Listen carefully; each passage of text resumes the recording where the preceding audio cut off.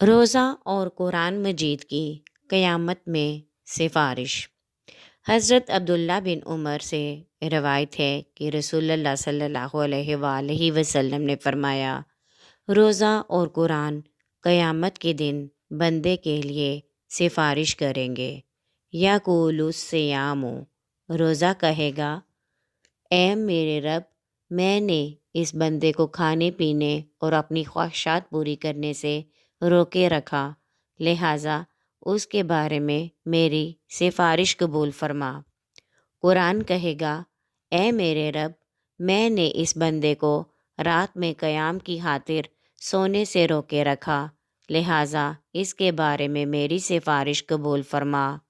کالا فا یشفعانی، چنانچہ دونوں کی سفارش قبول کی جائے گی۔ اگر آپ کو ہماری ویڈیو پسند آئے تو لائک کریں، شیئر کریں اور کمنٹ میں اپنی رائے کا اظہار ضرور کریں، اور چینل کو سبسکرائب کرنا ہرگز نہ بھولیے گا۔ شکریہ۔